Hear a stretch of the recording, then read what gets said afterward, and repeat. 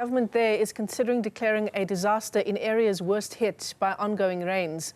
Residents in the Vembe district are struggling to get to work or to access basic services, with concerns that their livelihoods may well be affected.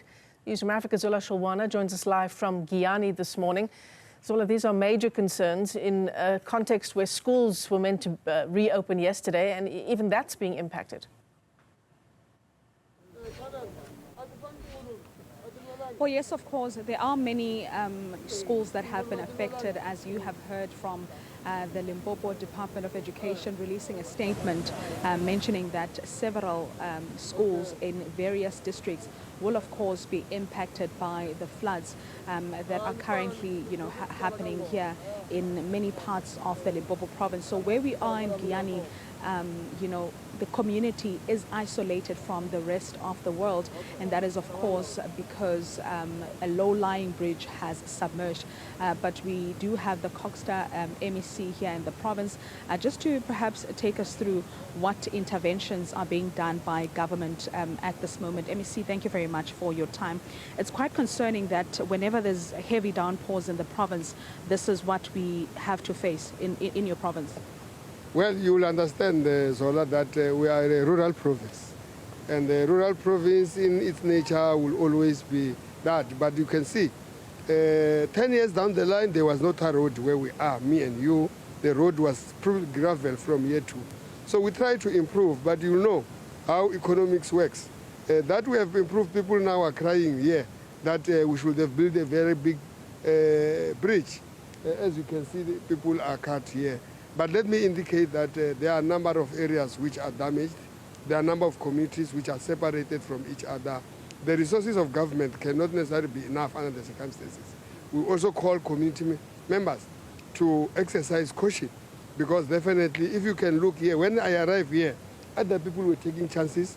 They were walking through here. But once they are swept, there will be a problem. But now the police are here. They've closed the road. I can confirm that community of Mbaula, where me and you now, where we are, can access, is being assisted by the South African National Defence Force to rescue them. We are also looking at other infrastructure like your roads. I have people from the department. I have got the acting mayor of the Mopani here, the local mayor here. All these communities are all calling us now for rescue. But we are saying we can't have enough. But at the same time, we think the state of readiness to assist communities is there. We may not have enough resources, but I can say we are prepared to be. You see the South African Police Services is here. They are the ones who are working with to rescue the people there. Early hours of this morning, we rescued people in the Pafuri border gate. That shows that we are ready, but I repeat, the resources cannot be enough. Our people must also play caution. The MEC for Education, under the guidance of the Premier, we have decided to say schools must not be reopening. This morning I started from one school where learners could not access the school because there is a river in between the community and the school. So definitely we are saying the message to the communities everywhere, help us too. Before you can capture your content, communicate that it's dangerous for people to be crossing streams and those bridges which are cut. So far, MEC, have we had any fatalities or people being hospitalized? In fact, I just got information now. I'm still verifying that there's a house that collapsed somewhere around Kapani.